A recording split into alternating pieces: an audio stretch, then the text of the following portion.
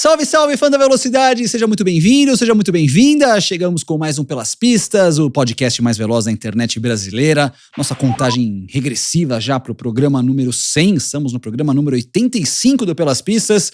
Já passamos de 17 milhões de visualizações dos nossos vídeos no canal no YouTube, fora diversos outros milhões de streamings de áudio.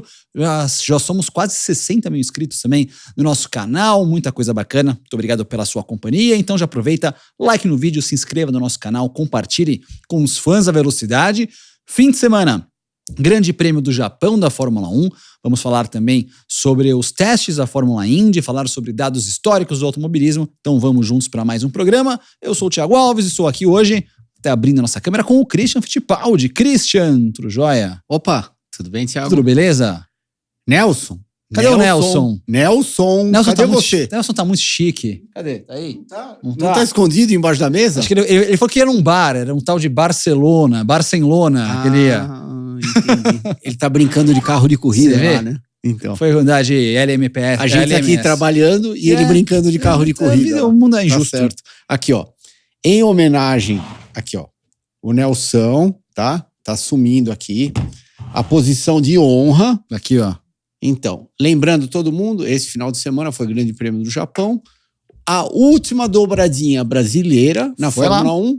Foi lá. Diga lá. 1990, Suzuka, Nelson Piquet e Roberto Pupo Moreno.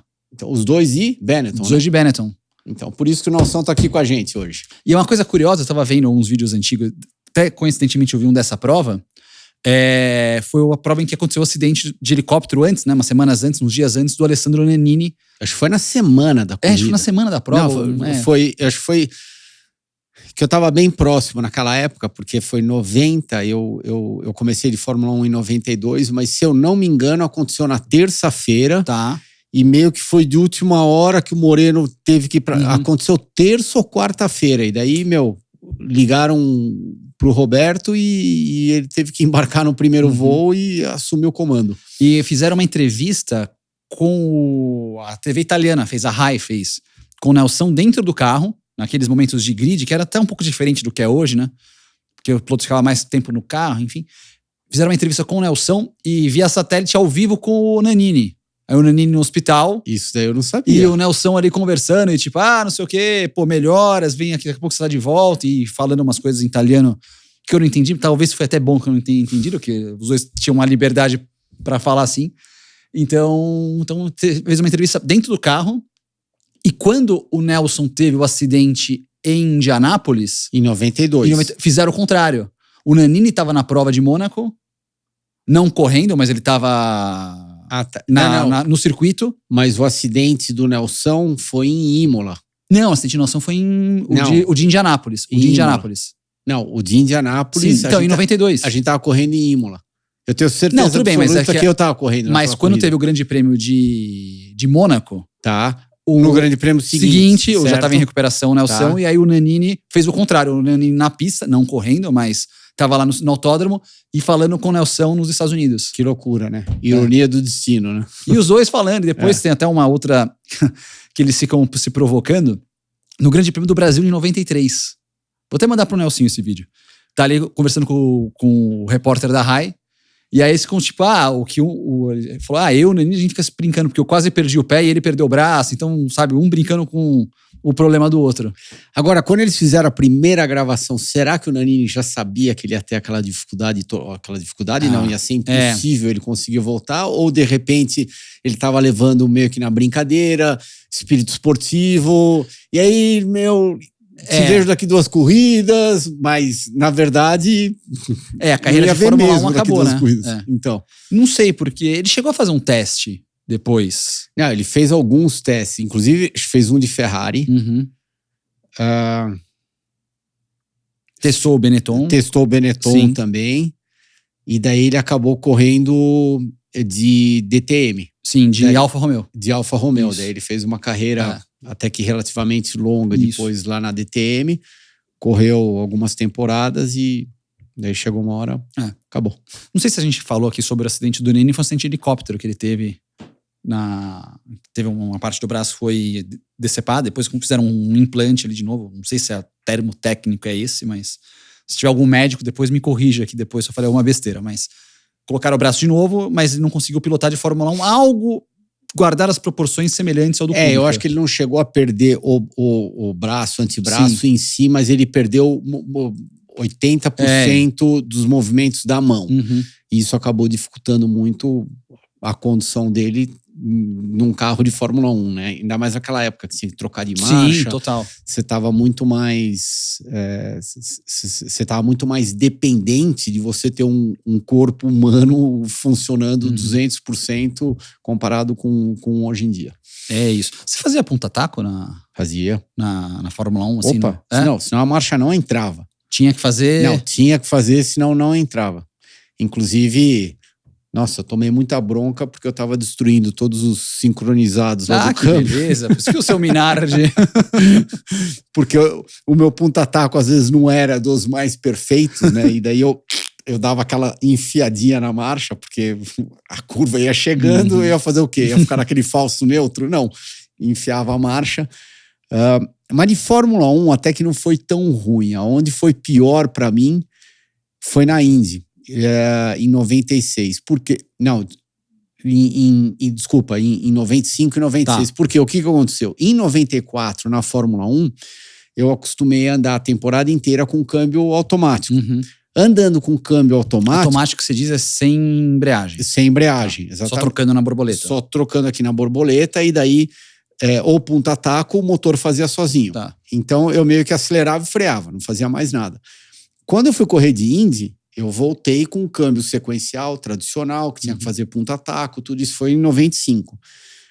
Eu destruía os câmbios em 95, porque, imagina, eu fiquei um ano inteiro sem fazer ponta-taco. Então, meio que a cabeça esqueceu. E daí eu levei, uns 3, 4 meses para meio que reaprender de novo. Isso daí se carregou um pouquinho para 96, quando eu fui para Newman Haas. E só foi arrumar esse problema, só foi ser 100% sanado quando eu quebrei a perna.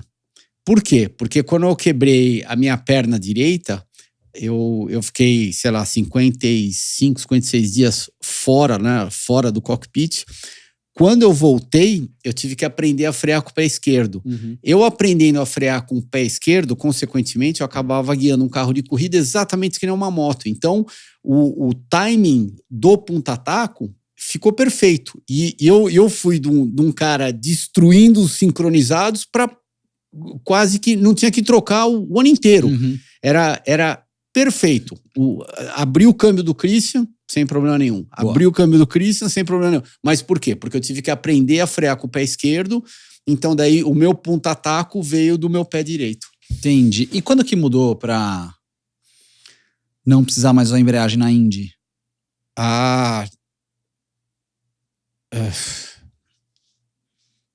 Quando é que foi isso daí? Eu acho que foi final da década de 90. Então, mais para 99. Por aí. A gente só usava embreagem para sair do box. E daí mais ou menos 98, 99, por aí. E daí o motor cortava sozinho para você trocar de marcha, tanto para subir quanto para descer. E daí no final, acho que nos meus últimos 2, 3 anos de Indy também, não precisava nem fazer o ponta-taco de novo. Então, o motor já meio que blipava sozinho, as marchas entravam perfeitas. A única coisa que eu tinha que fazer aquele movimento manual no câmbio sequencial. Ainda era sequencial. É isso, exatamente. Você não chegou a usar borboleta na Indy? Na Indy eu nunca andei de borboleta. O meu último carro em 2000, quando eu larguei no México em 2002 para minha última corrida, era sequencial. Rapaz, eu não sabia, só pensei que já tinha... Todos os carros. Sim. Pensei que já tinha borboleta na Indy naquela época. Caramba. Tá aí, curiosidade. Era carro de homem, né? Nossa! Falou. Nossa senhora, até perdi o rumo aqui agora.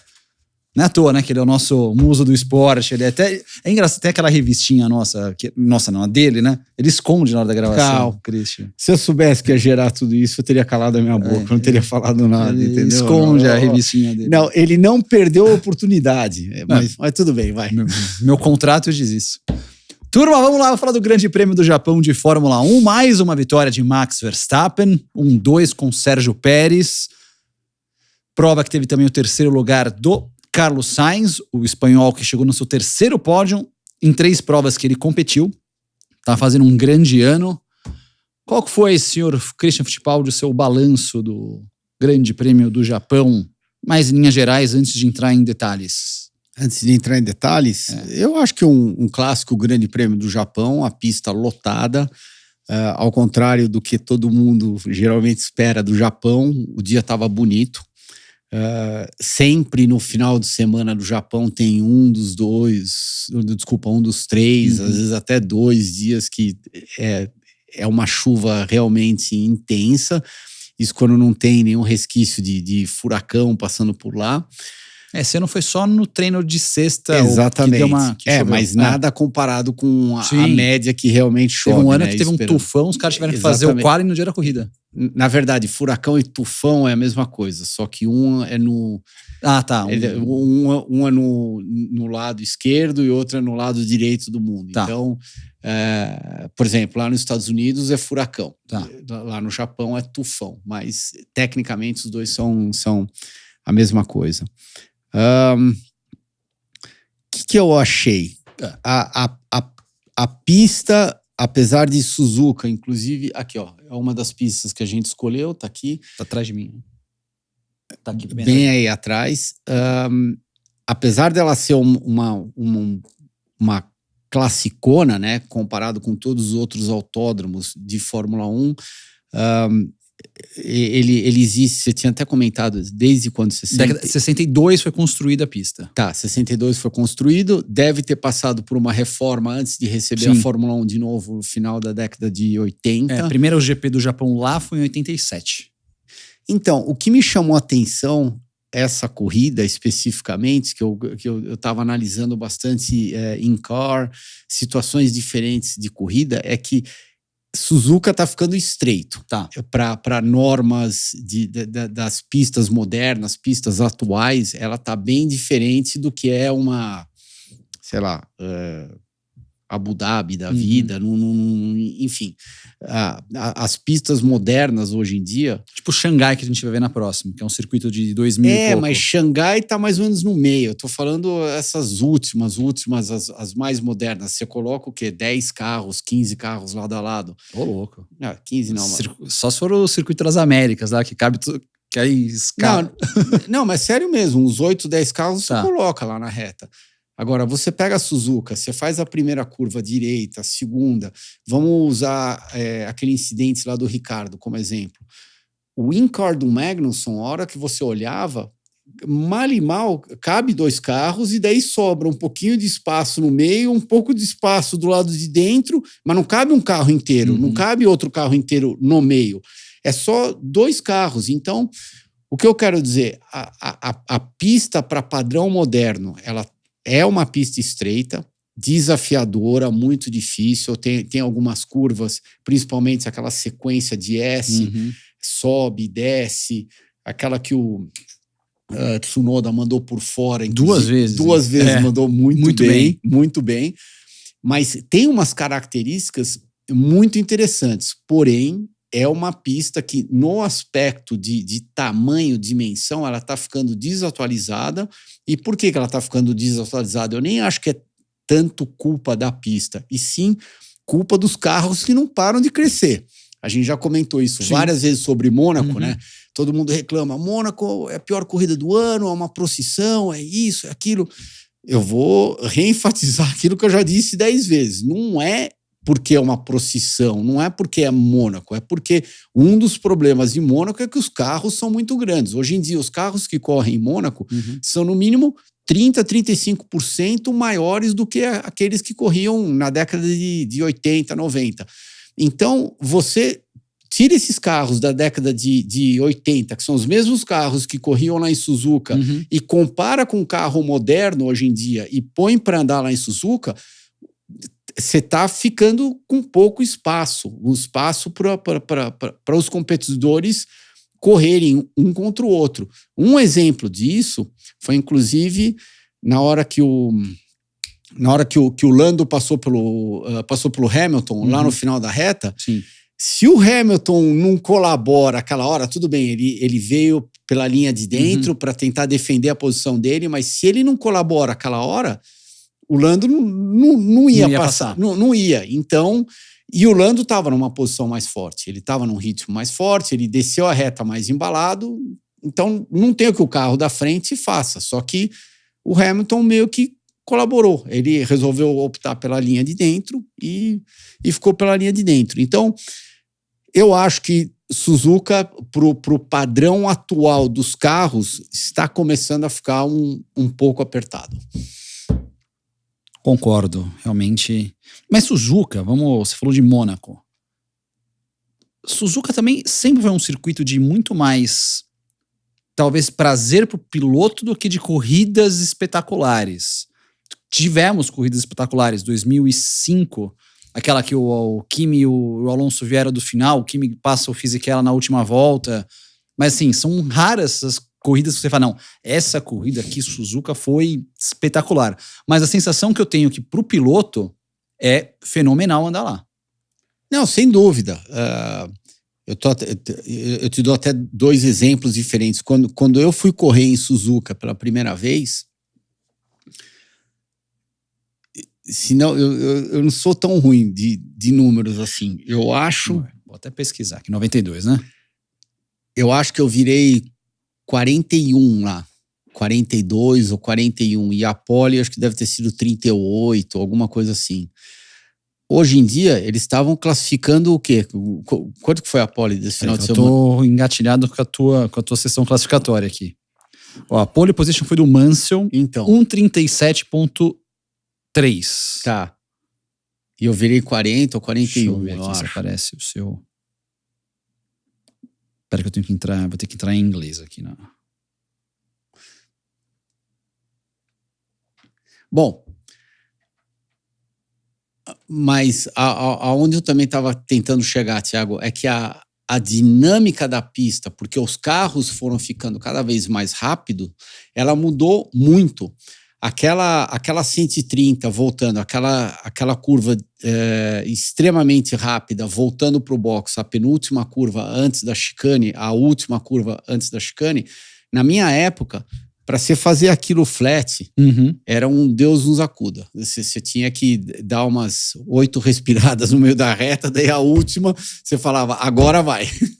E daí você virava. Hoje em dia, eles fazem aquela curva flat praticamente como se fosse uma linha reta. Sim. Então, a pista foi mudando bastante também.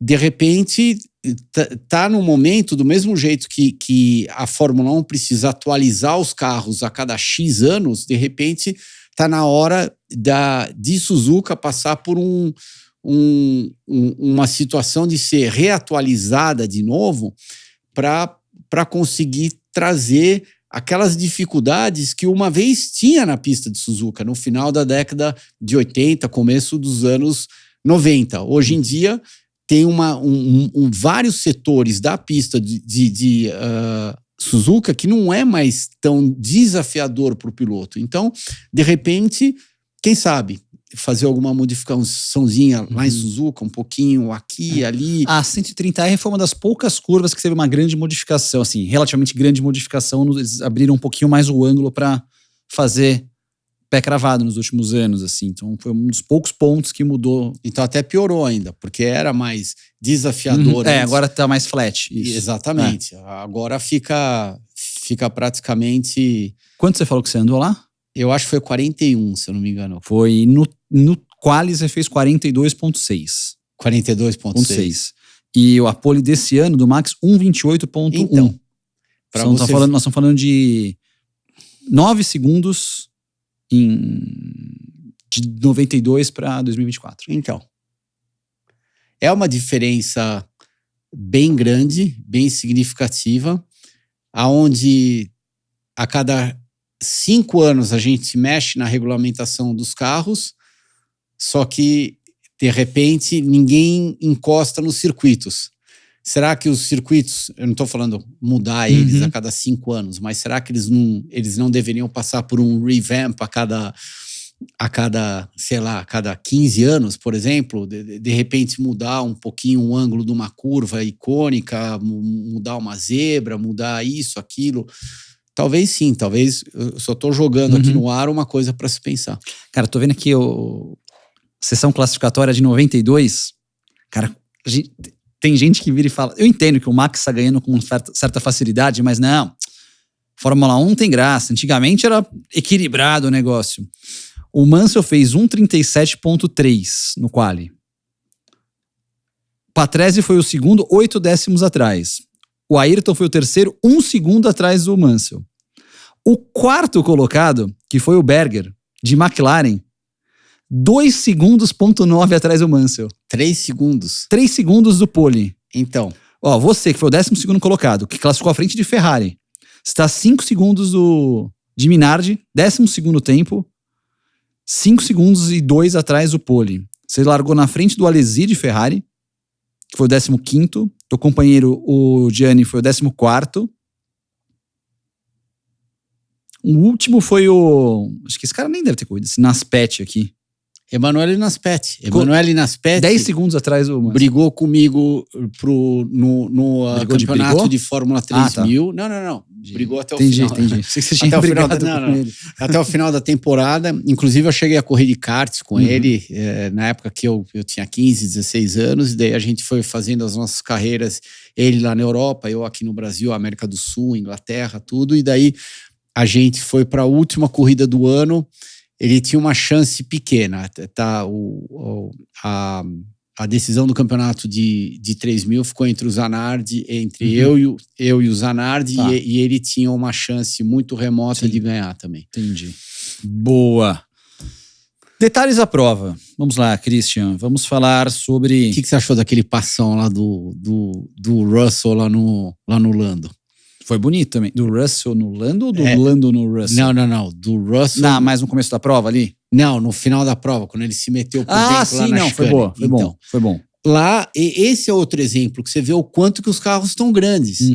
Tudo bem, mesmo na década de 80, não era fácil você entrar lado a lado lá, Sim. mas hoje em dia é praticamente impossível. E daí o Russell pegou o Lando de calça curta, porque a hora que o Lando começou a frear, que ele abriu para tomar a curva, o Russell se enfiou por dentro. O Lando teve que ir reto. Então, por quê? Porque não tem espaço físico para acomodar 2 carros lá na chicane hoje em dia. 89 também não teve muito espaço para 2 carros ali. é que um não colaborou com o outro, né? E na primeira também é meio apertado ali de vez em quando. Bem lembrado. Mas de ultrapassagem, eu destaquei muito, cara, a prova do Tsunoda, que eu acho que é um cara que hoje tá ali brigando por uma sobrevida na Fórmula 1. Eu acho que o Tsunoda hoje é um cara que ele pode virar e falar assim, eu faço parte da turminha da Fórmula 1. Eu acho que você tem razão nisso que você acabou. Eu faço parte da turminha da Fórmula 1. Se você perguntar para mim, eu acho que ele vai conseguir entrar numa Red Bull da vida? Não acho. Nunca. Eu acho que isso nunca vai acontecer. Mas com a experiência que ele já adquiriu na Fórmula 1, com os resultados que ele está tendo, ok, não são heróicos, mas não é nada desprezível, bem longe disso. Eu acho que ele vai virar uma solução sólida para qualquer equipe de Fórmula 1 que queira ter um piloto com relativamente bastante experiência lá dentro da Fórmula 1. O Tsunoda vai ser um deles. Eu enxergo ele desse jeito. Agora, eu enxergo ele assumindo o carro do Pérez? Não, de jeito nenhum. Ricardo, a gente até brincava aqui antes da gravação, se o Ricardo tava na marca do pênalti, agora eles falaram que o goleiro não pode usar as mãos para defender o pênalti ali, porque... Ele tá algemado esse goleiro? Ele tá algemado o goleiro ali, não vai ter que pular só com o corpo. Então, vai ter que defender com a mão ou com os pés, né? Ele tá... Tá difícil. Tá difícil. E de novo, fim de semana que ele toma tempo do Tsunoda e na largada... Tudo bem, a classificação eles foram bem próximos, tá? Mas bem próximo. Tá 4-0 pro japonês já. Tudo bem, mas... O Tsunoda classificou em 10º, ele em 11º, se eu não me engano. Eu acho que tinha 1 décimo só de diferença, 1 ou 2 décimos. Mas uma das mais apertadas. Uma das mais apertadas, concordo com você. Mas aonde, do jeito que eu enxerguei, o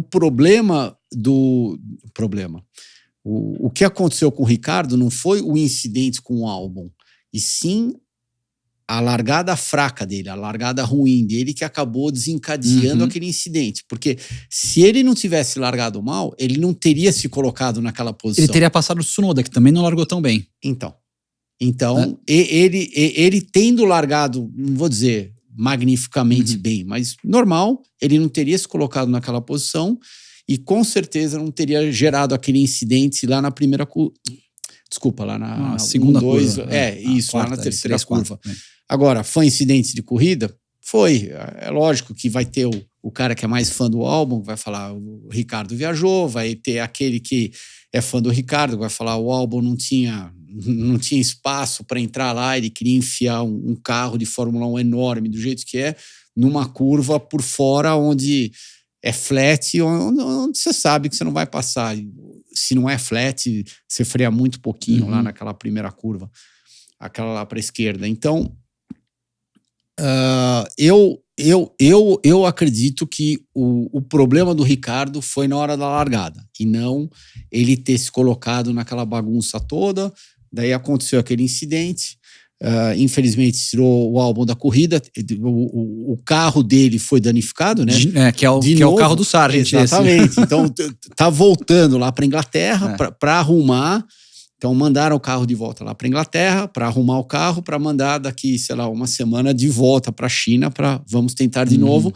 E o que a Williams tinha comentado? Até qual prova eles vão ficar sem carro reserva? Até Miami. Né? Então essa da próxima também não vai ter carro. Então. Vamos ver se então, os dois carros estarão ali no Grande Prêmio. Mas em Miami já tem um carro reserva. A previsão é que sim. Tá. Porque Miami, por exemplo, Miami não tem área de escape, não, né? É muro. É muro. Então, a chance de acontecer alguma coisa em Miami é bem alta. Aproveitando o gancho, Williams, Albon e o Sargent. Cara, o Sargent não tava mal.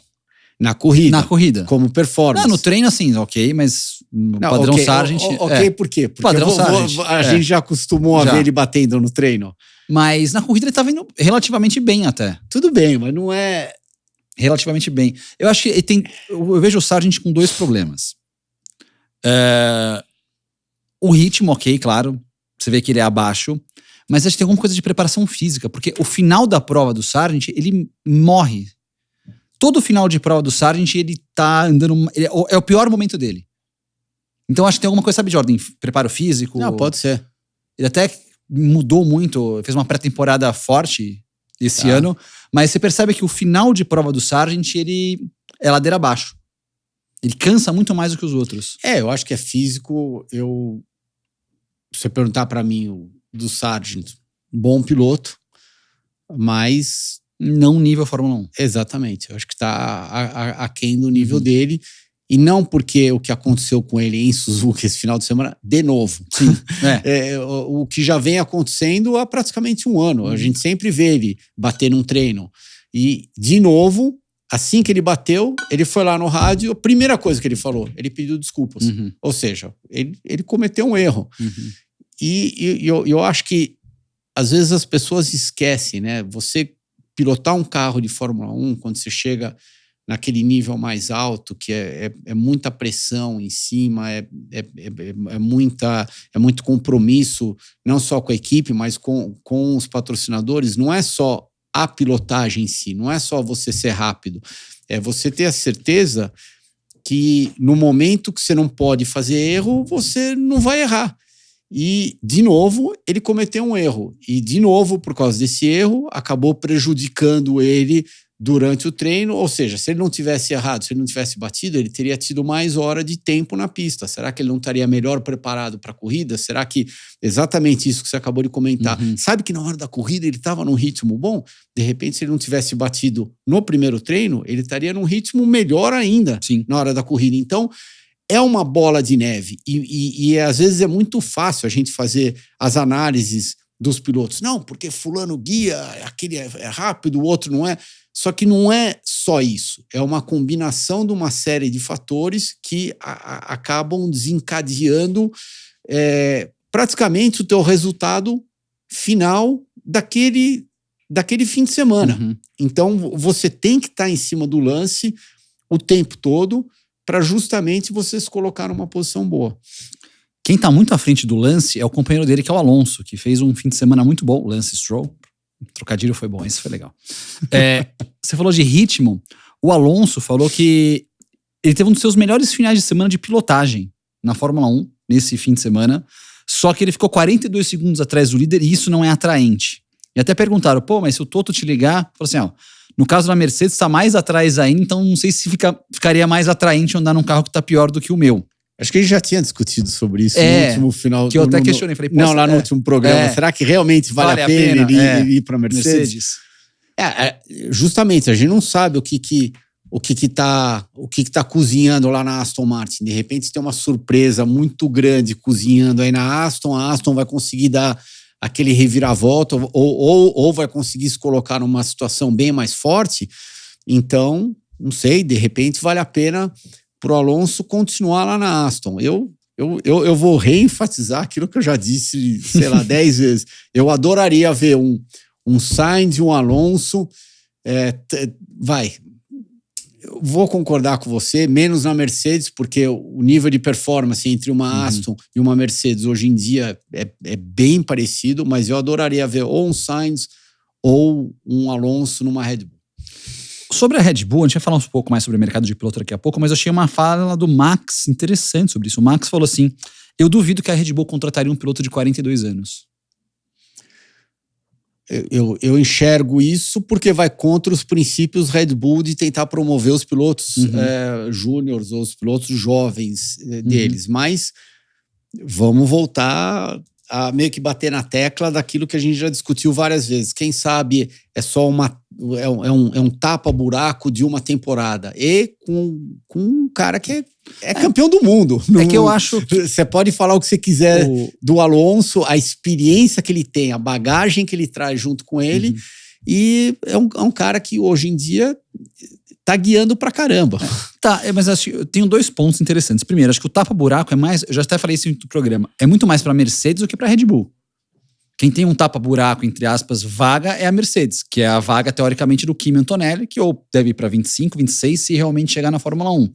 Não vejo a Red Bull como um tapa-buraco. Tá bom, mas vamos supor, pelo amor de Deus, eu não desejo isso ao Pérez, mas o Pérez fica doente amanhã e ele não pode correr durante uma temporada, seja lá, de novo, quero deixar bem claro. Uma situação hipotética pode acontecer. Exatamente, pode acontecer. Quem que a Red Bull colocaria no lugar do Pérez imediatamente, assim? É isso que eu quero dizer de tapa-buraco. O Alonso tá pronto. Tá mais que pronto. O Alonso tem experiência. O Alonso já é sempre foi um fator na Fórmula 1 e eu acho que ele cabe perfeitamente naquele buraco ou naquela situação, até mesmo para andar uma temporada, quem sabe 2 temporadas, e daí aparecer um piloto novo lá na Red Bull e o próximo Max, o próximo Kimi, se bem que estão falando tanto do Kimi até agora, mas Kimi, resultado final, não teve tanto Kimi até agora. Ele vai fazer um teste com o carro 2021, em breve, antes de fazer o teste com o carro 2022, porque o Toto quer que ele faça um teste com um carro bom de Fórmula 1, para ele se adaptar com velocidade, para depois pegar um carro já meio problemático, ele pode andar com o carro de 2022 já, que é o carro do novo regulamento. Você pode andar com um carro até 2 anos de diferença. Então eles vão meter ele primeiro no carro 2021, para ele se aclimatar com Fórmula 1, para depois andar no 22. E isso daí eu sinceramente acho desnecessário, porque o gap do Fórmula 2 pro Fórmula 1 é tão grande, que se ele andar de 21 ou de 22, ele vai achar qualquer um dos dois bons, ótimos. Então vai falar, nossa, como acelera, como freia, como tem gripe, como isso, como aquilo. À medida que ele passa pro estágio 2, 3, daí ele vai começar a ver alguns problemas crônicos que tem no carro 22, que provavelmente não tem no carro 21. Agora, inicialmente, para você sentar dentro do carro, para você ter o seu primeiro contato com um carro de Fórmula 1, eu meteria ele num 22 ou num 21, tanto faz. Não é que você está colocando ele num carro que, nossa, primeiro ele fisicamente ele tem dificuldade de entrar dentro do carro, porque o carro é muito pequeno. Daí aquele carro tem um problema gigantesco de nascença. A gente já sabe que o carro é horrível por causa disso, daquilo. O 22 é mais lento que o 21? Provavelmente sim, talvez igual, mas estamos falando de meio que 6 por meia dúzia, né? A gente não está falando que ele vai montar no 22 comparado com a Mercedes 21 e ele vai andar 2 segundos mais rápido ou 2 segundos mais lento. Não é o caso. Vou fazer uma pergunta. Você cancelado, será ou não? Hoje, não quero pegar histórico, título, número, nome. Hoje, é melhor contratar Carlos Sainz ou Fernando Alonso? Nossa, essa pergunta é boa, né? Você fez a lição de casa antes de vir pra cá? Então, acho que tô. Olha aí. Se em casa, também já pode mandar sua opinião no chat. Quem tá no nosso Instagram, não, Instagram @360 por áudio, também pode mandar ali. Você tá deixando o bom senso prevalecer ou você tá deixando... Não, assim, tipo, vamos ver. Porque eu acho que o Sainz tá fazendo... Depende da situação. Eu acho que se for para algo a curto prazo, de uma temporada, no máximo 2, eu iria de Alonso. Agora, se for algo de 2 para 4 anos para frente, eu iria de Sainz. Vou concordar com você, o Sainz deu uma acendida. Imagina, as únicas 3 corridas de Fórmula 1 que ele disputou esse ano, ele terminou no pódio as 3 corridas. Se você for fazer a comparação direta do Sainz contra Leclerc, ele está dando um baile no Leclerc esse ano. E o Leclerc sempre foi o queridinho da Ferrari. Foi o cara da Ferrari. Tanto que levaram a troca de um piloto para... Exatamente. Tanto que dispensaram o Sainz e não dispensaram o Leclerc. O Leclerc, depois da corrida, eu gostei muito da atitude dele. Ele falou abertamente, com aquilo que eu tinha, fizemos uma corrida boa. Sim. Não foi nada demais, não foi nada espetacular. Estava contente pelo pódio do Sainz.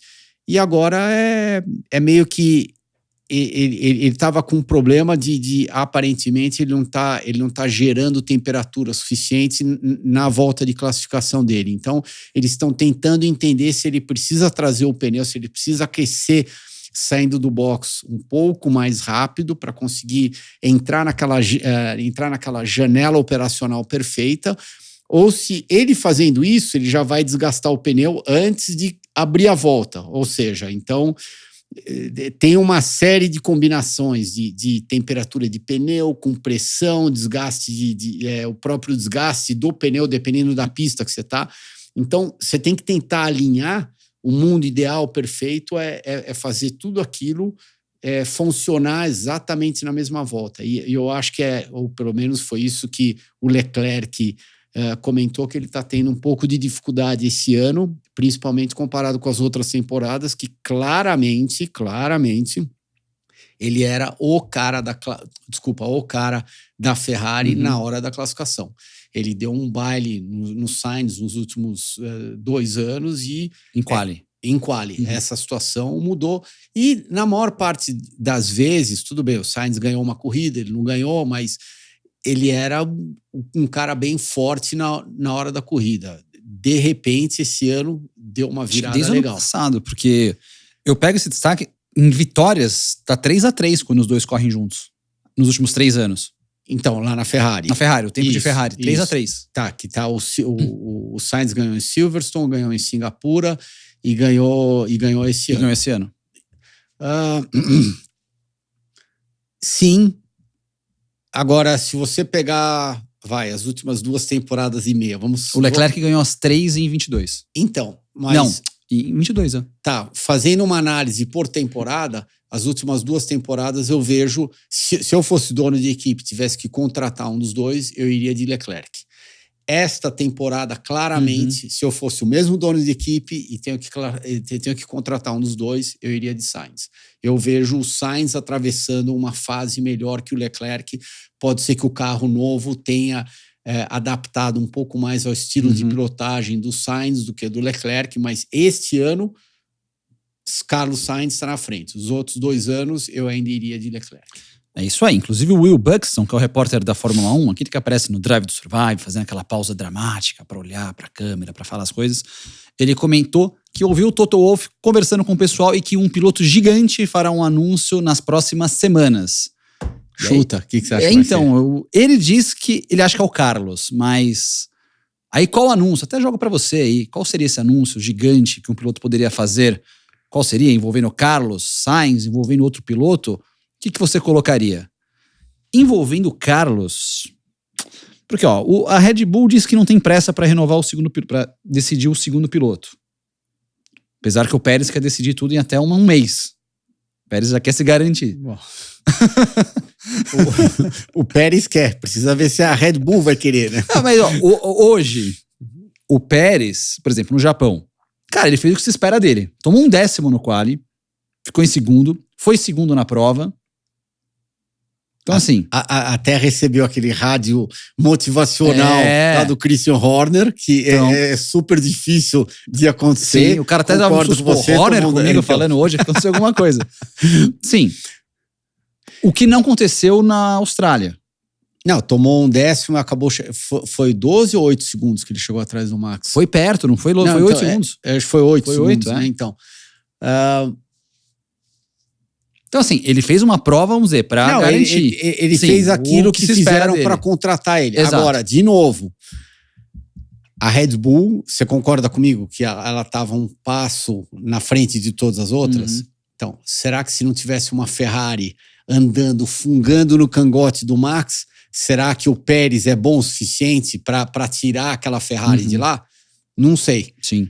Então, de novo, o Pérez está se beneficiando dessa situação porque a Red Bull está muito melhor do que qualquer outra equipe. Então, ele está meio que, ok, estamos indo, por enquanto está sendo bom, porque quando eu acerto o final de semana inteiro, eu sou segundo, e é isso que eles esperam de mim. Agora, e se tivesse uma Ferrari meio que brigando de igual para igual com o Max? Será que a Red Bull não estaria exigindo mais do Pérez? Sim. Pode ser que sim. Então, atualmente, ele se encontra numa situação confortável, eu acho. Uma decisão, talvez, de renovar o que pode acontecer. E uma coisa que eu acho muito interessante também, e como a gente não coloca fé na Audi, né? A gente, que eu digo assim, não somos só nós aqui na mesa, o Nelsinho, quando tá, você, o pessoal dos comentários, ninguém tá botando fé na Audi. Eu acho que o próprio Nelsinho já comentou isso várias vezes, eu também vou concordar com ele, não é você... Nem na Fórmula 1. Ninguém na Fórmula 1. Assim, acho que ninguém na Fórmula 1. Toda vez ele fala assim, vai a Audi, mas a Audi... Tipo, ninguém... Porque eles sabem que o nível de complexidade não é assim tão fácil. Vamos fazer um carro de corrida, vamos fazer um carro de Fórmula 1 e vamos brincar de Fórmula 1. Opa, e a Mercedes? E a Red Bull? E a Ferrari? E o quanto de desenvolvimento? Não vamos nem falar das equipes médias e pequenas também, que também estão ralando, né? Só que todo mundo esquece, né? Porque como o spotlight fica em cima das grandes...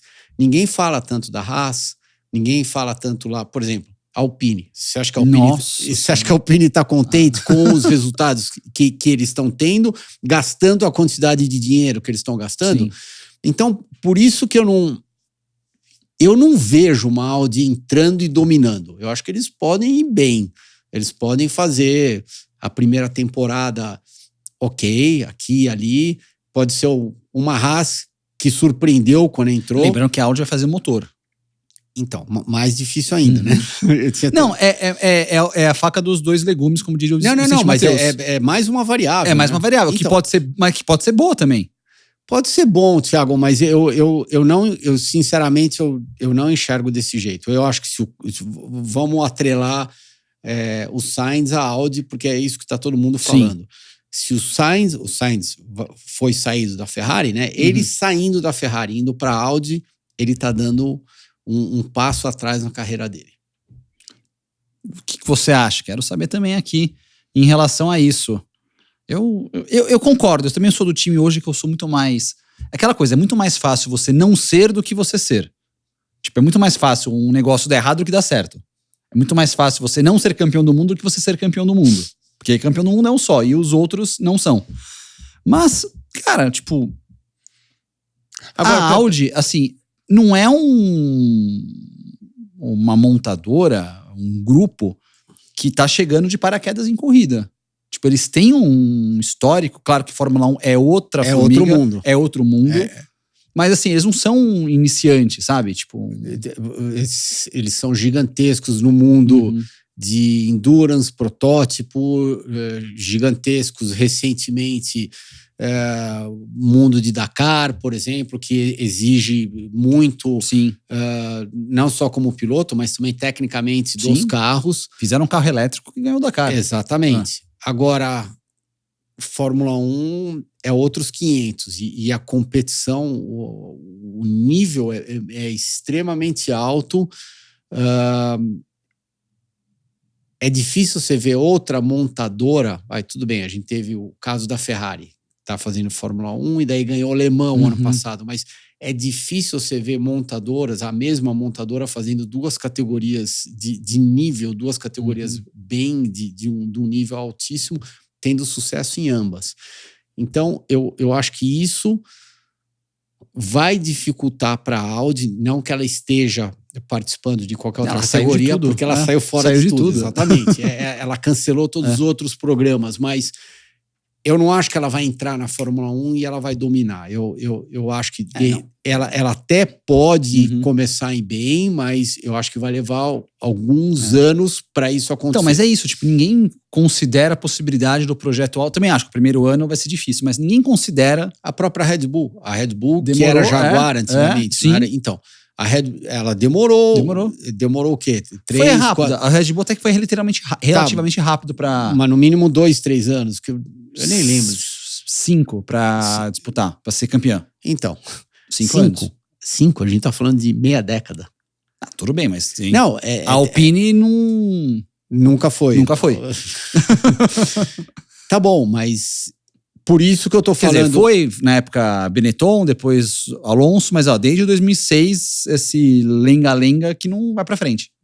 Tá, voltando pra Audi, aonde eu quero chegar? O Carlos Sainz não tem 5 anos na vida dele. Entendi. Pra dedicar 5 anos da vida dele. Pra montar um projeto. Pra montar um projeto pra Audi. Daí, durante 3, ele tá gramando. Daí, no 4, ele já tá um pouco menos motivado. Daí, no 5, as outras equipes, né, também perderam a esperança nele.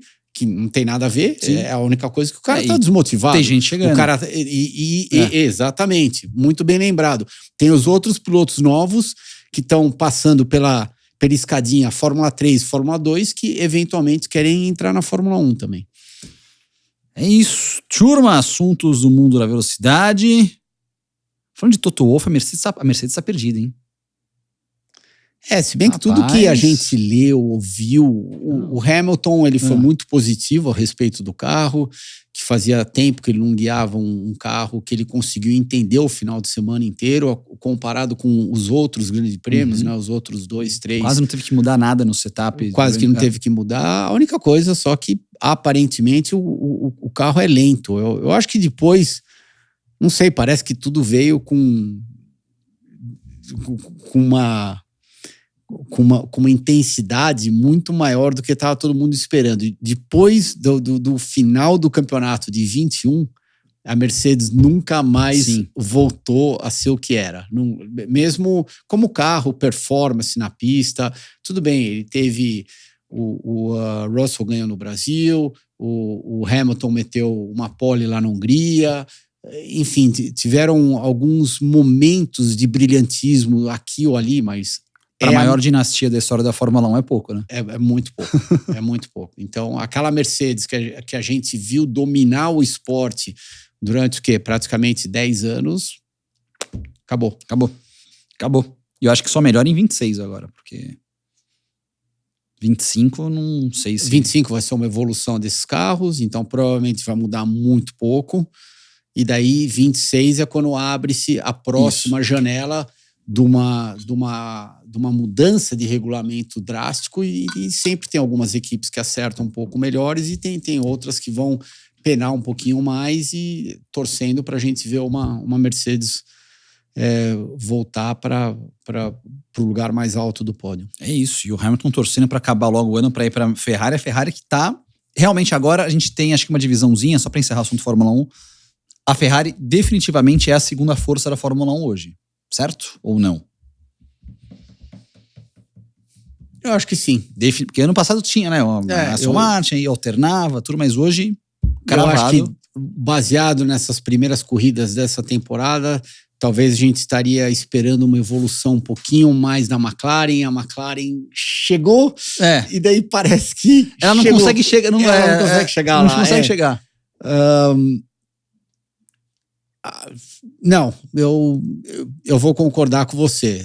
A Ferrari é a mais sólida de todas depois da Red Bull. Ou seja, se eu tivesse com meus 20 anos, 20 e poucos, e tivesse que escolher uma equipe, se eu pudesse me colocar nessa posição, eu vou de Red Bull, eu vou de Ferrari, eu vou de Mercedes ou McLaren. Se não fosse Red Bull, claramente eu iria de Ferrari. Escolheria a Ferrari. Então acho que você acha que o Hamilton fez uma boa escolha? Eu acho que a decisão do Hamilton vai estar muito atrelada à motivação dele. E a quanto que a Ferrari vai conseguir proporcionar logo de cara um carro decente para ele. Eu acho que se ele tiver um carro competitivo, daí ele vai surpreender muita gente. Se ele não tiver um carro competitivo, eu acho que ele vai se arrastar um pouquinho mais, aliado a vários comentários que você já deve ter lido, inclusive, né? O Hamilton, quando tá tudo perfeito, ele é fora do comum. Agora, quando não tá tudo perfeito, as características dele não são daquele piloto de tirar água de pedra. Então, ele meio que, não sei se desanima um pouco, mas aparentemente ele não tem as mesmas características do que outro. Mas, pelo amor de Deus, quem é a gente aqui para estar discutindo do Hamilton, 7 vezes campeão do mundo? Então, é claro que cada piloto passa pela sua fase, passa pelas suas facilidades, pelas suas dificuldades. Eu só espero que a Ferrari consiga entregar um material bom o suficiente para o Hamilton, porque seria legal ver o Hamilton e o Max batendo roda. Seria legal ver de novo. E olha que coisa maluca, né? O Christian falando, não, com meus 20 anos, se eu pudesse escolher, eu escolheria a Ferrari. Você queria escolher a Williams naquela tua época lá que eu tô ligado. E a Williams agora se arrastando ali, sem peça. Ô, Williams do céu. Não, se arrastando. Bom, sim, tá sempre... Não, tudo bem, mas o álbum tá toda a corrida batendo entre os 10 primeiros lá na classificação. Ele tá meio que... É outro que merece uma vaga melhor, hein? Concordo com você. Também acho. É outro que talvez esteja... Por isso que volta ao assunto Pérez. Ok, o Pérez tá com pressa para renovar o contrato dele. Porque ele quer se garantir. Exatamente isso que você disse. O Pérez quer ficar... O Pérez tem 4 filhos, eu não sabia. É mesmo? É. Ele tinha televisão na casa dele? Cara, 4 filhos o Pérez. Eu levei um susto. Ô, louco. Porque assim, enfim, formações familiares hoje não são de tantos filhos, né? Apesar de o Pérez ganhar bem. Mas, 4 filhos levou um susto. É bastante. É bastante, gente. Imagina, escola... Bom, mas... Então tem que renovar com a Red Bull mesmo. Pode ter certeza que ele já tá... Pode ter certeza que ele já tá com o burro na sombra um parênteses, eu tava vendo uma entrevista do Pérez, no começo de carreira, bom, ele sempre foi patrocinado pelo Carlos Slim, né, que é o dono da Claro, tudo. Mas uma vez no começo, ele levou um puxão de orelha porque ele tinha um telefone que era meio que ele podia usar o telefone à vontade. Putz, e a conta chegou muito cara. O Carlos disse, amigo, segura aí que senão não dá pra te patrocinar. Ficar ligando pro México da Europa tava caro na época. Mas, enfim, voltando ao Pérez, a única coisa que eu vejo lá na Red Bull é ele estaria indo para o quê? Para a 5ª temporada dele, Max e Pérez? Acho que é isso, né? Foi 21, 22, 23, 24, então, isso, vai para a 5ª. Ele estaria... Será que vale a pena insistir o 5º ano nele de novo? Entendeu? Será que não vale a pena... É expectativa e realidade. É a expectativa da equipe. Ele tá atendendo, tá cumprindo, estamos fazendo 1 e 2, mas ele tá atendendo porque os carro outros é muito superior, exatamente. Porque se o carro não fosse superior, eu acho que o Max estaria delivering, o Max estaria fazendo aquilo que ele foi contratado para fazer. E eu não acho que... Tipo, se tivesse um piloto melhor, na Austrália o vencedor seria o 2º carro da Red Bull. Acredito que sim. Com o Max quebrando, o cara ganha a prova. Exatamente. Acredito que sim. Não, hoje eu, Thiago, iria atrás do Sainz. E outra coisa, o Pérez... Fazer isso no meu Fórmula 1 Manager. O Pérez também, ele já tá o quê? Há 12, 14? Então, 12, 14 anos na Fórmula 1. Não é que ele é novinho, acabou de começar, precisa melhorar, precisa aprender, precisa ganhar mais experiência. Ele já tem a experiência, ele já passou, tá passando, sei lá, você pode enxergar de 1 milhão de jeitos diferentes pelo auge da carreira dele lá na Fórmula 1, mas ele já ganhou um monte de chance dentro da Fórmula 1. Sim. De acordo.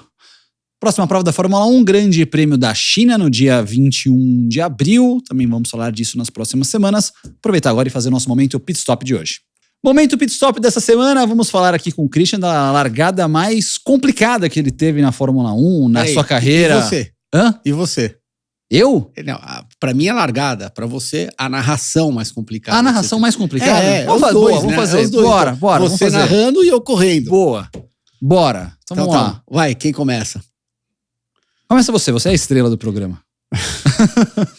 Eu sou a estrela. Imagina, Cal. É o estrela, chega atrasado, então. Tem camarim. Vocês não sabem, o Fittipaldi, o Christian tem um camarim próprio aqui na produtora. Sabe, é tipo no SBT que tem a vaga do Silvio Santos. É a mesma coisa. É pra fazer a minha maquilagem. Exatamente. Do programa. Então.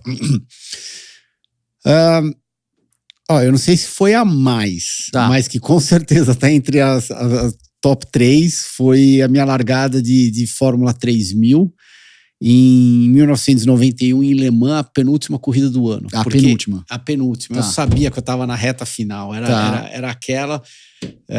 Tava indo por tudo ou nada. Eu fiz a pole naquela corrida.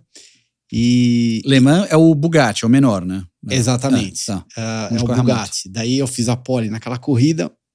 Daí domingo de manhã eu acordo chovendo. Putz! E daí eu tô indo pra pista junto com meu pai, e ele falou, quantas vezes você andou de chuva no carro de 3000 esse ano? Eu falei, nenhuma, é a primeira vez. Ele falou, que bom.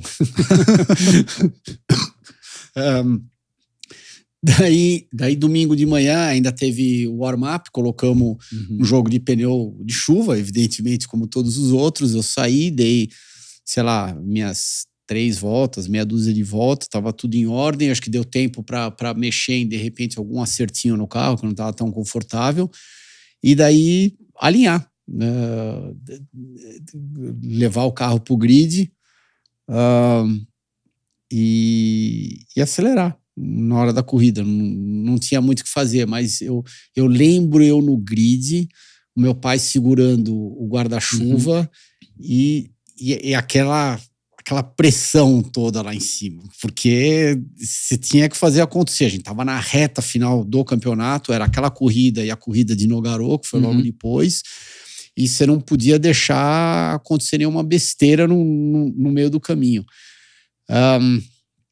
Como as coisas são, né? Daí eu larguei bem, continuei em primeiro, e logo na segunda, terceira volta, saindo do primeiro S, antes de passar lá naquela ponte escrito Dunlop, isso. A hora que eu saí do S, eu pisei na faixinha amarela um pouquinho demais.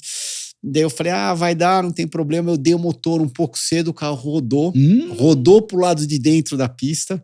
Você acredita que ele parou, ele encostou no pneu, assim.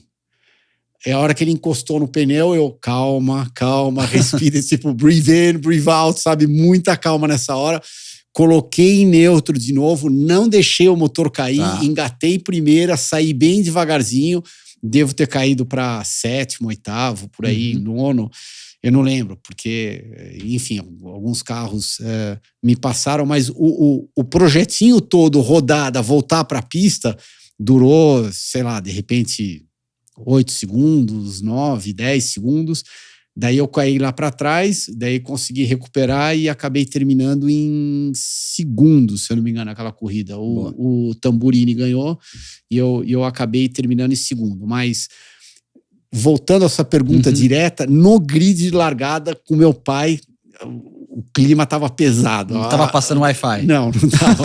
A pressão Nem tava... existia Wi-Fi, mas não passava. A pressão tava bem grande. Tava bem grande porque eu sabia que era a hora de você performar. Tava no final do campeonato, eu tava na boca da Fórmula 1, então era aquilo ou nada. Show. Cara, a minha narração mais difícil, tecnicamente, a corrida mais complicada de fazer, tecnicamente, é a Petit Le Mans. Eu fiz algumas já, que é a que encerra o IMSA. E por quê? Porque é uma prova que ela... Você não vê nada. À noite você não vê nada. Bom, você imagina dentro do carro. Deve ser pior ainda. Mas você não vê nada. A pista não é que nem, por exemplo, Daytona ou Le Mans, que tem muita iluminação. Pelo menos uma grande parte da pista tem iluminação. Não, e ela é muito longa, a Daytona. Então você tem tempo para as coisas acontecerem, para você pensar e tem iluminação. A sua linha de raciocínio. Quando você está em Petit, tudo acontece muito rápido. A volta em Petit é 1 minuto e 10, 1 minuto e 11. E é final de campeonato. Final de campeonato. Então você tem que ficar fazendo conta e de várias categorias. Porque eu lembro uma específica, 2018, foi quando o Nasser foi campeão. Eram 4 categorias, em 3 estava tendo a disputa real de título. Uma envolvendo o brasileiro, então tinha título envolvendo o brasileiro, tinha outras 2 disputas rolando, e sem brincadeira, na última 1h30, a cada volta acontecia alguma coisa na pista que impactava algum dos 3 campeonatos. Então você tem que passar pro cara em casa a emoção do que tá acontecendo aqui. E aí, o Nasser tava indo muito mal na prova, que ele até contou a história que teve um problema no carro. Não, que entrou um pedaço de borracha. Entrou um pedaço de borracha, isso. Tem um episódio com o Nasser aqui, quem não viu ainda, veja que tá muito legal. Ele conta essa história da prova. Então, o cara tá indo mal. Então você já tá construindo aquela coisa que o brasileiro tá perdendo o título, mas ainda tem que manter esperança. Aí o cara depois se posiciona muito bem. Aí tem o Serrinha disputando no GT a vitória da prova. Então o cara vai pra primeiro, muda. Então, além de você não tá enxergando direito, porque tá de noite. Você não tá enxergando ou você não consegue enxergar Não, nada? você tem uma noção. Porque, tipo, a câmera, quando chega na reta principal, ela vai pegando... Ela pega uma disputa e meio que acompanha a volta toda. Então daí você acompanha Você acompanha a disputa. O problema é quando corta pra alguma coisa. Aí porque você daí tem quando volta a sua luz, você não consegue enxergar quem é. Aí tem uma coisa que eu acho muito legal no IMSA, que é o LEDzinho na lateral com o número e a posição de alguns carros. Então aí você tem que ser ligeiro pra bater o olho. Pô, é o carro tal. Aí você tem que, pô, quem que é o carro tal? Aí você bate rápido, o carro tal, aí um você já memoriza. Então você tem que lembrar qual que é o carro tal, para olhar rápido na cronometragem, para ver onde o carro tá, para saber, ó, tá acontecendo alguma coisa com o carro tal que tá disputando o 3º lugar. Então você tem que ter um olho na pista, um olho na cronometragem, jogar com os comentaristas. Então essa prova Não foi fácil. Não foi fácil. O bom que no final, seu carro ficou sem combustível na última volta. Na última curva. Na última curva, isso, eu lembro. Eu tava narrando a vitória do Christian. Eu também lembro muito bem. Você correu essa? Não, essa foi minha penúltima corrida. Exato. Eu corri 18 e daí eu terminei em 19 em Daytona. Em Daytona, isso. Então isso, eu tava construindo o título do Nasser, que era a última volta, a vitória do Christian. Aí o Christian ficou sem combustível, que acho que não era você no carro, mas era o teu carro. A gente foi de primeiro para quarto em uma curva. Em uma curva. Ainda bem que era descida, né? Vai bem embalo. Senão eu não teria nem terminado. Não teria terminado. Então aí você muda o vencedor, muda o título. E, pô, aquela foi uma salada. Aquela foi... Eu acho que tem no YouTube essa prova. Acho que deve ter. Acho que essa tem. Essa foi... Não, mas Thiago, eu entendo perfeitamente o que você está falando, porque guiar em Road Atlanta à noite não é fácil. Ainda mais logo depois da curva 1, você sobe, aquela sequência de S descendo é rápido pra caramba e é complicado, é preto, você não enxerga nada, você só vê luz de outros carros, tudo, e como é uma sequência de S, direita, e daí vira pra esquerda, se você errar a primeira, a meio que tangência da primeira curva, é como que um efeito cascata, né? Daí você erra a segunda, erra a terceira, erra a quarta. Quando você vai ver, você acabou perdendo 1,5 segundos só naquele trecho. Então é bem complicadinho. Você andar em Road Atlanta é muito mais fácil você andar durante o dia do que você andar à noite. Então, você contando aqui pra gente como que é narrar, eu juro que eu consigo entender isso. Essa pista é muito complicada. Aquela, a subidinha pra esquerda antes de começar a descida de S também é cega, você não vê nada ali. Não vê. Nada. É complicado. No iRacing eu sofro, nem me aventura. Corrida da semana, qual que é? Não, Road Atlanta. Você está falando lá da curva 2. Isso. Então, que a primeira é a subida direita. Então, a primeira tem rápida pra caramba. Isso. A primeira curva, você reduz daí uma. sobe, você reduz. Depende da sua relação de marcha, depende classificação ou corrida, você vai reduzir uma ou duas marchas, mas a hora que você chega na segunda, e inclusive era um lugar que eu estava engolindo um pouco de bola. E o Bordet, na época que ele guiava com o João e comigo, ele sempre foi muito rápido lá. E daí a gente, justo naquela curva, né? E eu olhava pro João e falava, meu, o que o francês faz aqui que a gente não sabe fazer, né? E daí a gente começou a olhar a telemetria dele, mas não conseguia entender, né? Daí teve um dia que a gente falou, meu, e aí, o que você faz que a gente não faz? Daí ele falou, vai até lá na curva que você vai ver o que eu faço. Ele literalmente pulava por cima daquela zebra. A de dentro? A zebra de dentro. E a gente estava meio que contornando um pouquinho, meio que, acho que talvez até da nossa cabeça, endurance, para poupar um pouco o carro, tudo a gente contornava um pouco, ele vinha e pulava. Daí quando a gente começou a fazer a mesma coisa, nossa, você ganhou tipo 2, 3 décimos na primeira, segunda volta, já que você fez isso. Então, 2 lugares que eu aprendi com ele foi Road Atlanta, na curva 2, e Sebring, na curva 1 também. O Bordet sempre foi muito rápido exatamente, essa daí. Lá na curva 1. Daí, eu entrava na curva 1, o carro sempre escapava de frente. Daí, a hora que a gente ia deixando ele mais neutro, ele começava a escapar de traseira. Daí eu falava, meu, Seb, eu não consigo me acertar aqui nessa curva 1. Ele virou e falou assim, você tá a quanto do muro? Eu falei, eu tô perto do muro, devo estar isso daqui do muro, sei lá, uns 30 centímetros. Ele falou, passa 5 centímetros do muro. Do de dentro. Exatamente, lá do muro de dentro. Eu falei, mas como assim 5 centímetros? Ele falou, tem uma diferença muito grande que eu aprendi na minha época de Peugeot aqui, que é tanta volta que eu dei de Peugeot aqui, de você estar a 30 centímetros, pode parecer uma loucura o que eu tô falando, mas não é. Você tá a 30 centímetros do muro interno e você tá a 5 centímetros lá do muro interno. Dito e feito. Eu fiz isso, nossa, o carro ficou mais fácil de guiar, ficou mais dócil, tava escapando menos de frente.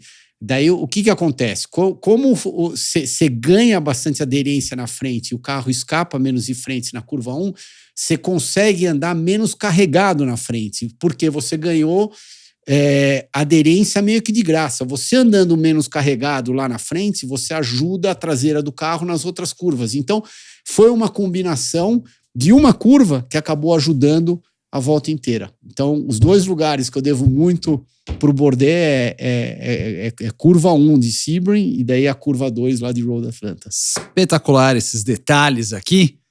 Quero saber de vocês, se tem alguma curiosidade de narração, pode mandar também. A gente faz um dia, eu respondo umas perguntas de vocês também. Lembrando que esse foi o Momento Pit Stop. Lembrando que a rede Pit Stop é a maior rede de autopeças do Brasil, com mais de 2.200 pontos de vendas espalhados por todo o país. De volta no Momento Pit Stop, vamos pro Momento Vergonha.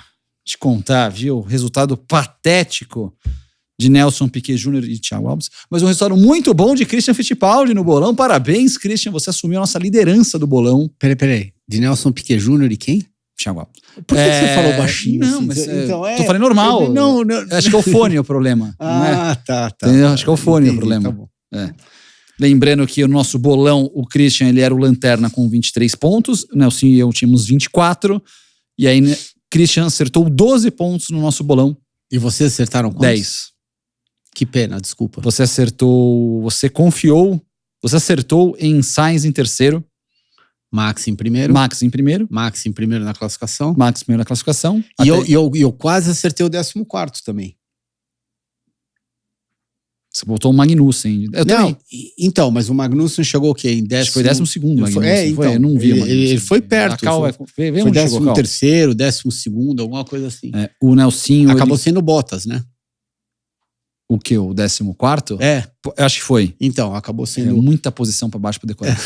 Desculpa, gente. Bottas 14º, Magnussen 13º. Eu quase acertei o Magnussen. Tá vendo? Se o Ricardo não tivesse rodado na largada, ele chegaria 14º. E não ia acertar ninguém. Mas eu acertei o Verstappen pole e o Verstappen vencendo. E acertei o Sainz no pódio. O Sainz, eu coloquei em segundo, o Sainz foi em terceiro. O Nelsinho também colocou. O Nelsinho acertou o Pérez no pódio. Botou o Pérez em terceiro. Então agora temos um novo líder. 45 pontos para Christian Fittipaldi. Eu e o Nelsinho com 44. Na semana que vem, os nossos palpites para o Grande Prêmio da China. Próxima etapa da Fórmula 1. Quem está de volta nas pistas essa semana é a Fórmula Indy. A Fórmula Indy vai ter os Open Tests para as 500 milhas de Indianápolis. É um primeiro ensaio que eles fazem para a Indy 500. Indy 500 no dia 26 de maio esse ano. No último domingo de maio. É sempre no último domingo. É sempre no último domingo de maio.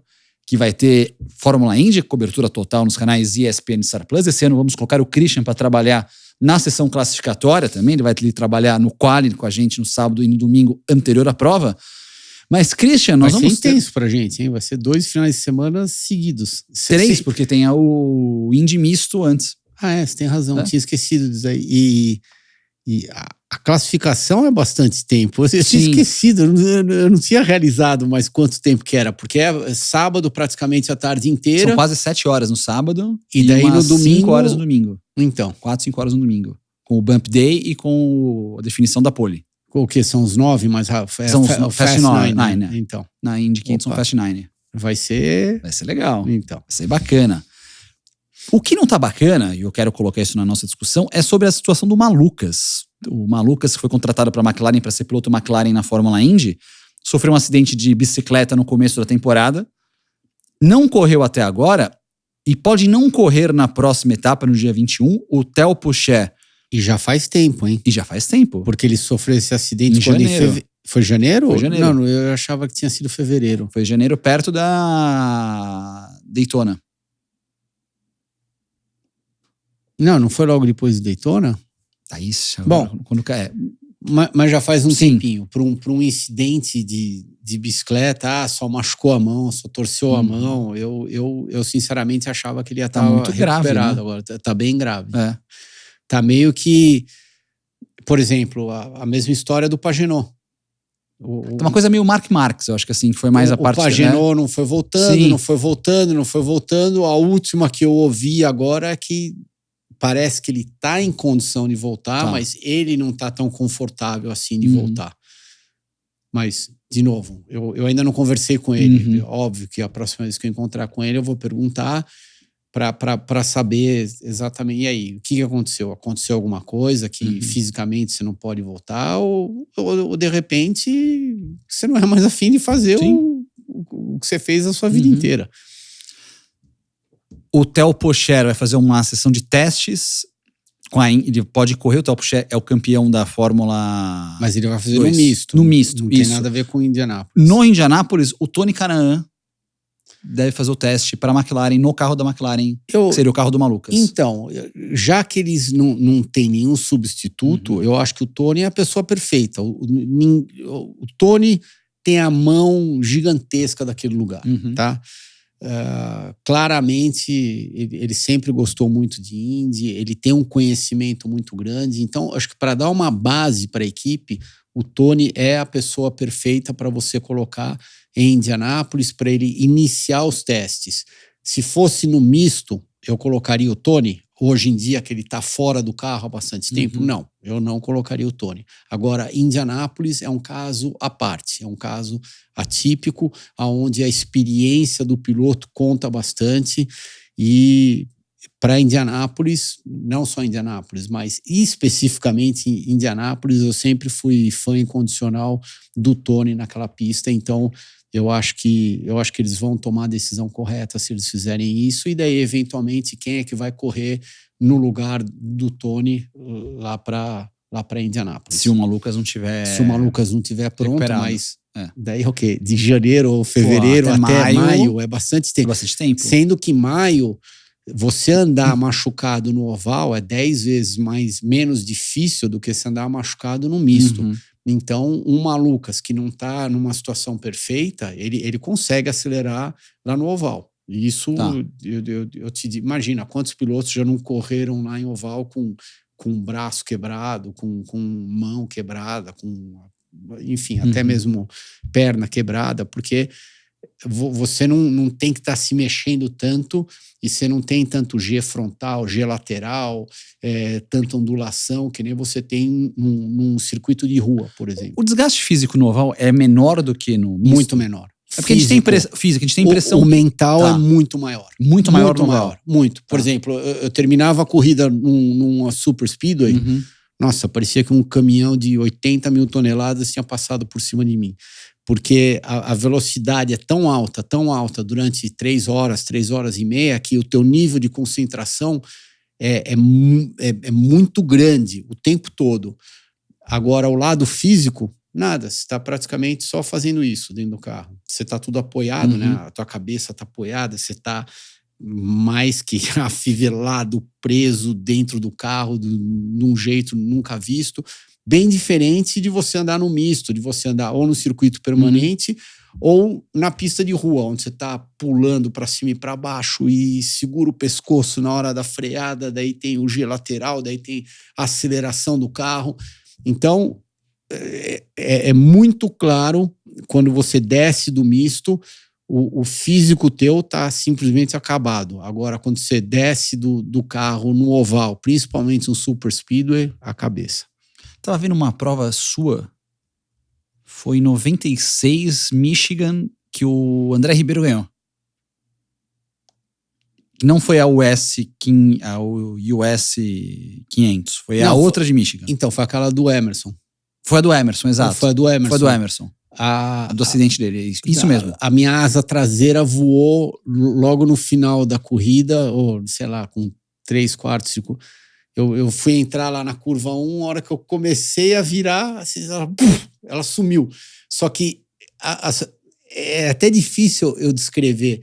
Não é que ela saiu voando, sentado dentro do carro, você mal e mal conseguia ver aquele bigodinho lá da asa dianteira. De repente, a hora que eu fui entrar na 1, ela fez assim, evaporou.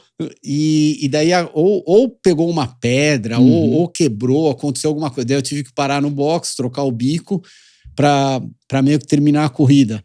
Mas eu lembro das corridas que tinha acontecido. E daí, isso foi meio que irrelevante no contexto todo da corrida, porque assim que terminou a prova, eu parei o carro. A primeira coisa, eu já estava no meu in-lap, voltando lá pro box, perguntando, e aí, e o Emerson como é que tá? E o Emerson como é que tá? O meu pai já estava no hospital. Eu desci do carro e daí eu já fui direto lá para o hospital, que ele foi transferido para Jackson, se eu não me engano. Jackson era a maior cidade que tinha perto de sei lá, Michigan Super Speedway. Então eu fui para lá assim que terminou a corrida. Daí ele passou a noite lá no domingo, tenho quase toda certeza. E daí segunda de manhã ele foi para Miami e daí ele foi operado na terça-feira, logo na sequência. Foi acidente na largada daquela prova, mas uma curiosidade é que fizeram uma matéria com você, a televisão dos Estados Unidos, tem imagens tipo de bastidores sua, andando de moto, sem camisa, tem com boné virado. Ah, não, isso foi 95. Foi 96. Não, foi de 96. Já faz tanto tempo, Thiago. Tá vendo? Isso aí eu lembro desses detalhes. Faz muito tempo, o pessoal que gosta muito de NASCAR aqui. Uma data importante aconteceu ontem na prova de NASCAR em Martinsville. Porque estavam celebrando 40 anos da equipe Hendrick, a Hendrick Motorsports. Eles fizeram 1, 2, 3 naquela pista, com o William Byron, Kyle Larson e com o Chase Elliott. E é uma curiosidade como a história de Martinsville é ligada com essa equipe, com a Hendrick. Porque quando o Mr. Hendrick fez a equipe, há 40 anos atrás, começou a equipe estava quase falindo, e eles conseguiram a primeira vitória com o Jeff Bodine lá, em 84. Então, sustentou a equipe continuar, e os caras construíram uma dinastia. Só que, 20 anos depois, em 2004, aconteceu um acidente aéreo. Eu lembro como se fosse ontem. Lembro. Eu lembro aonde eu tava quando... Como que foi esses... Eles foram, eu acho que foi domingo de manhã. Isso. Eles indo pra pista e daí tava o filho lá do Rick Hendrick, o filho lá do Mr. Hendrick, né? Isso, como todo mundo Hendrick chama ele, o Rickzinho, outros familiares, e daí tinham algumas pessoas da equipe que também iam participar dos pit stops, porque tem muitas equipes hoje em dia que eles voam só os mecânicos que vão fazer os pit stops da equipe para chegar fresco no dia da corrida ou na pior no sábado à noite. E daí tava típico Martinsville, aquela meio que neblinona, vai, não vai, acabou indo e enfim, é fácil a gente fazer análise daquilo que aconteceu, como que poderia ter sido, mas tiveram um acidente fatal de avião. Foram 6 membros da família Hendrick, o filho com as netas, tinham mais 3 familiares e também membros da equipe que tinham um diretor do programa esportivo da DuPont, que era patrocinadora do Jeff Gordon, tinha um cara de motores também, então foram várias pessoas que estavam naquele avião, que uma prova foi vencida pelo Jimmy Johnson. Pronto, estragou a minha boca. Era isso que eu ia falar. No mesmo dia. A prova rolou, eles correram e a prova foi vencida pelo Jimmy Johnson. Só que quando acabou a corrida, não teve a celebração de Victory Lane, aí contaram a notícia e não teve a celebração nessa prova. E aí ontem, comemorando os 40 anos, ou seja, 20 anos depois, apesar que a prova foi em outubro, mas na celebração lá, eles conseguiram 1, 2 e 3. Não, aquelas fatalidades, né? Aquelas coisas que você para pensar, você fala, nossa, que loucura que aconteceu, né? Se você fosse pintar um quadro, você nunca imaginaria que iria acontecer algo do gênero. Do mesmo jeito que, provavelmente, a notícia mais difícil da vida do Mike Helton foi ter falado que o Dale Sr. faleceu. Sim. E 2001. Até hoje em dia, se você cruzando com ele, perguntando para ele, eu tenho certeza que ele vai falar isso, porque... Uau, imagina, o cara era o cara do momento, estava tudo acontecendo, ele era a cara da NASCAR. Imagina você ter que noticiar que a cara da NASCAR acabou de falecer. Foi praticamente o 1º de maio da NASCAR, essa Daytona 500 de 2001. Foi. Não. Assim, não teve uma sequência de incidentes como em Imola, mas foi tipo o grande nome do esporte. Não, você fez uma comparação muito boa. Eu acho que foi mais ou menos isso. O 1º de maio, eu acho que da NASCAR e... Enfim, até hoje, que nem a gente comenta do Ayrton, estamos indo para 30 anos. Inclusive, você que acompanha a gente vai ter uma surpresa. Fala aí a surpresa. Não, vai ter um programa especial. Vamos fazer um programa especial sobre os 30 anos, claro, dessa passagem do Ayrton Senna. Então, fiquem ligados. Dia 30, dia 1º, acho que é quarta-feira. Então, dia 30, vai ter um programa especial para você aqui no Pelas Pistas. E até hoje, né, comentam da perda do Dale Sr., a primeira corrida do ano, a prova mais importante do ano, né, as 500 milhas de Daytona, 2001. Nossa, que loucura. Bastante tempo, sem dúvida alguma. Para terminar num clima mais gostoso aqui, você andou em Martinsville? Não. Não chegou a andar? Não, eu nunca cheguei a andar em Martinsville. A prova a pista mais louca de todas, inclusive eu adorei, mas foi Bristol. Bristol, que me chamava a atenção, era, imagina, uma volta inteira em 15 segundos. Você saía do box, descia a reta oposta, fazia 3 a 4, abria a volta, em 30 segundos a tua classificação estava feita. 30 segundos, era isso. Ou você fazia o tempo ou não fazia o tempo, sendo que 98% das vezes o tempo em Bristol era na primeira volta, porque na segunda volta já estava sem pneu, por incrível que pareça, o carro já estava escorregando um pouquinho mais. Mas, não. Nunca. Dover andou? Dover andei. Cara, Dover eu acho muito legal. Dover tem a gente chama de elevator. Tá. Né? A hora que você chega na curva 1, a pista, naturalmente, ela desce. Só que ela desce de um jeito, parece que tem um elevador preso no carro, que ele te puxa para baixo, parece que você está descendo uns 5 andares, mais ou menos. Caramba! E daí, a hora que você cai embaixo, o banking é gigante. Daí você sente um grip enorme, você caiu, já pode meter o pé e acreditar que o carro vai segurar. a transição, isso na curva 1 e 2. Tá. Por outro lado, na 3 e na 4, a transição da 3 e da 4 ela é muito mais dócil, muito mais suave. Inclusive, muita gente até me pergunta, né? Mas qual é a graça de você acelerar no oval? É sempre igual, né? Os dois lados. Não é nada igual. Sempre um lado da pista tem uma característica diferente do outro lado. E essa característica que eu acabei de comentar de Dover, nossa, não sai da minha cabeça nunca. É o elevador descendo na entrada da curva 1. Eu falo, o oval é muito mais legal que as pessoas acham. Só uma dúvida que eu fiquei, você comentou, quando a gente estava falando do Antonelli, que eu falei que ele ia correr com um carro melhor, ou pelo menos o Toto disse que ele quer que corra com um carro bom e não com um carro ruim, e você falou, não, primeira vez que você anda, não sei o quê. Como foi teu primeiro teste de Fórmula 1? Assim? Horrível. Não, mas assim, tá horrível porque eu não cabia no carro. Tá. Eu tava freando e acelerando ao mesmo tempo. Então não era nem que eu... Tava tipo um Mario Kart, mais ou menos. Mais ou menos. Copa lá do... Eu não consegui nem andar no limite do carro direito. Eu provavelmente não tava gerando temperatura suficiente no freio.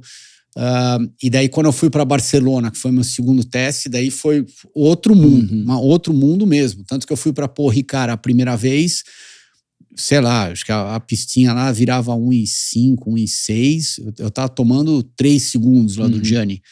E daí eu parei no box e eu falei, eu não consigo guiar, pessoal. Vocês vão me desculpar, eu não consigo guiar porque eu freio e acelero ao mesmo tempo.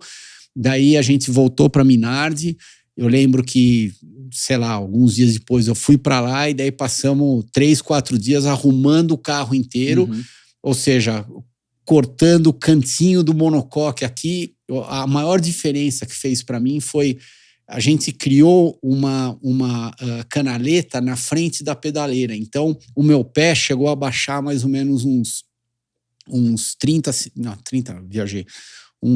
2, 3 centímetros para eu poder ter espaço na coluna de direção, porque quando eu tirava o pé do acelerador e eu ia frear, a ponta da sapatilha encostava na coluna de direção. Então, ou seja, era impossível guiar, óbvio, você conseguia andar, mas você andar naquele limite alto. E a outra coisa que eu fiz também que me ajudou bastante, por incrível que pareça, foi cortar a ponta da sapatilha. Então eu ganhei também, de novo, 2 centímetros, só que eu ganhei aquele pedacinho de borracha lá em cima, que era meio que um pedacinho morto. Então o meu dedo do pé era muito mais flexível do que a ponta borracha da sapatilha, exatamente. Então, se eu encostasse, por algum motivo, se eu encostasse na coluna de direção, o dedo sendo mais flexível, tendo mais movimento, era bem mais tranquilo de você conseguir manusear isso daí do que a ponta da sapatilha. Mas, resumindo tudo, foi horrível. Daí fomos para Barcelona, daí o carro daí estava normal, estava humano de guiar, não tinha problema nenhum, meu teste foi bom, competitivo. E daí eu fui para África do Sul. Foi só isso que você testou? Andei 3 testes. Andei em Paul Ricard. Esse primeiro foi o... Mas já carro 92. Não, era o... Não. Eu fui andar com o carro 92 em Imola só. A gente começou com o carro 91. Então eu fui para Paul Ricard. Eu fui para Barcelona, mas Barcelona foram 3 dias. E não foi aqueles 3 dias, você anda de manhã, o carro quebra, daí você vai andar no final do segundo dia. Eu lembro que eu andei pra caramba, fiz muito quilômetro, ao ponto que eu tava cansado em Barcelona. Tipo, no final do dia, nossa, o pescoço já tava morto, sei lá, tava andando 80, 100 voltas por dia. E daí eu fui para Misano, antes da primeira corrida também. Misano foi uma sequência de Barcelona, então tudo bem, eu não tinha referência nenhuma de tempo em Misano, mas eu estava me sentindo bem quando eu fui para Misano, e daí consequentemente acabamos indo lá para a África do Sul. Espetacular, histórias desse primeiro teste do Christian Fittipaldi. Turma, estamos chegando na bandeira quadriculada do nosso Pelas Pistas dessa semana, aqueles recadinhos básicos. Só para finalizar, então, não, aquilo que a gente tinha comentado lá do Kimi, carro novo, carro velho. Você acha que a gente vai ter Ricardo na próxima corrida ou não? Na próxima vamos. Você acha que ainda vai? Não sei se ele vai para Miami. Tá. Falaram pro Leon Lawson passar no consulado e tirar o visto. Na dúvida... Tira o visto de trabalho lá. É uma pena, não de porque turista. eu tava torcendo muito por ele. Ele e Ricardo. Ricardo. Eu sinceramente queria que ele se desse bem, mas como você mesmo tinha comentado, esse ano o Japa tá mandando muito mais do que ele e de repente o fim do Ricardo não tá muito promissor. Pois é, vamos ver esses desdobramentos todos, claro, atualizando para você sempre aqui no Pelas Pistas. Semana que vem tem programa, mas antes, like no vídeo, se inscreva no canal, compartilhe com os outros fãs da velocidade. Já soltamos um spoiler, vamos ter um programa especial no dia 1º de maio, no nosso caso o programa vai ao ar no dia 30, então vai um dia antes, mas é na semana do 1º de maio. Nelson, cadê você? O Nelson tá escondido ainda. O Nelson tá em Barcelona. O Nelson tá em Barcelona. Que chique. Então, ele tá testando, né? Os primeiros 2 dias é teste. Isso. Daí descansa um dia. Descansa um dia ou 2 dias? Eu acho que para quarta e quinta. Para quarta e quinta? Acho que é terça e quarta, aí para quinta e volta sexta. Tá, então a primeira etapa da European Le Mans Series. Passa no YouTube a corrida, tem transmissão no YouTube. E daí, segundo o Nelson, ele prometeu pra gente que segunda que vem ele vai estar aqui. Vai tá. Eu acho que ele não tá aqui, não. Não, acho que ele tá. Ah, é? Eu acho que ele consegue chegar a tempo. É? Não, a Cal trocou a passagem dele? Não olha pra mim com essa cara de assustada, de quem não sabe nada. O último texto que eu troquei com ele falou que ele ia estar aqui. Mas tem que chegar cedo ele falou que ele ia chegar às 6 da manhã, geralmente então eles gravam às 10h30, então dá. Né? 10h30 eu tô saindo já. Enfim, na dúvida, no YouTube da categoria tem a prova, a gente vai atualizar depois. Ele e o Drogovic vão estar correndo na mesma categoria. Não é na mesma categoria, porque tem uma subdivisão da Pro e da Pro-Am. O Nelsinho vai correr na Pro-Am, porque um dos pilotos tem graduação inferior no carro dele, e o Drugo tá na categoria Pro, porque são todos pilotos de graduação maior. Mas vão estar ali dividindo o mesmo, praticamente, aí sim, mesma pista, né? Mesma pista e o mesmo carro, que o carro não muda nada na categoria. Então, certo? Então, toda a sorte do mundo. É isso. Pro nosso colega de trabalho. Vou trazer um troféu para atualizar os nossos aqui. Até semana que vem. Trazer um troféu novo, hein, Cris? Ó, nós temos um de 2013 ali, segundo lugar em Daytona. Tá bom, isso daí. Tem uns da Porsche Cup de vocês aqui. Daytona aquilo lá. Daytona ali, ó. Não é Daytona não, é Daytona Prototype, perdão, é Road America. Isso, Road America. Isso daí foi em Elkhart Lake. Elkhart Lake, 2013. Foi segundo lugar na prova. Bom, então tá bom. Beleza? Até semana que vem, então. Muito obrigado e semana que vem a gente... Vídeo. Então, like no vídeo, que mais? Se inscreva no canal. Clica no sininho. Clica no sininho. Eu tô esquecendo mais uma Se tiver no áudio, para seguir o canal também na plataforma de áudio. Se tiver no áudio, para seguir o canal na plataforma de áudio. Então, um dia eu chego lá. Boa. E semana que vem a gente volta com o podcast mais veloz da internet brasileira. Valeu, pessoal.